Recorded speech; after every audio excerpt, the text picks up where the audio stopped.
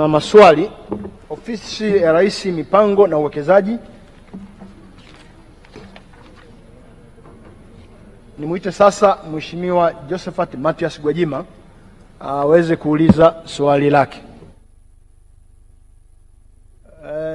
Simuoni na sioni watu anaye volunteer. Mheshimiwa Shangazi. La Mheshimiwa Askofu Josephat Gwajima alipate majibu ya serikali. Mheshimiwa Waziri, majibu. Mheshimiwa Mwenyekiti, naomba kujibu swali la Mheshimiwa Askofu Josephat Mathias Gwajima, mbunge wa Kawe, kama ifuatavyo.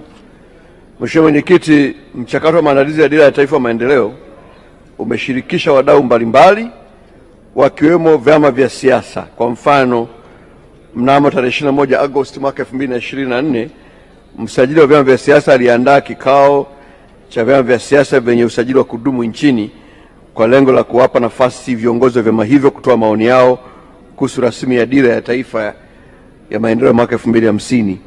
Katika kikao hiki, pamoja na mambo mengine, viongozi wa vyama vya siasa walitoa maoni yao na kukubaliana kuwa maudhui ya ilani ya vyama vyao kwa ajili ya uchaguzi mkuu wa mwaka 2025 yaakisi maudhui ya Dira 2050.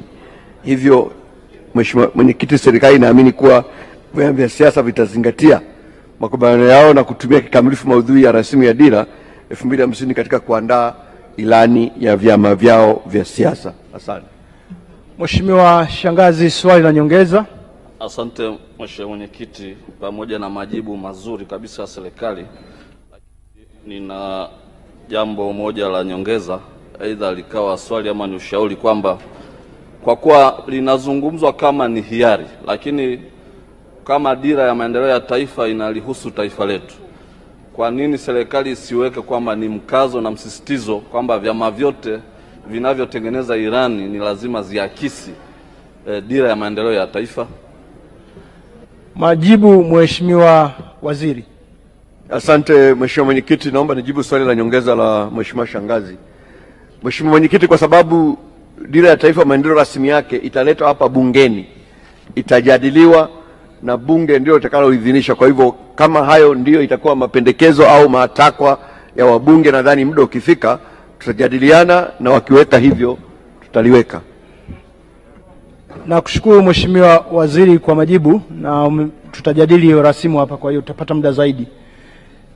Waheshimiwa, tunaendelea. Ofisi ya Makamu wa Rais, Muungano na Mazingira. Nimuite sasa Mheshimiwa Nagweja Livingstone Kaboyoka, mbunge wa viti maalum, aulize swali lake.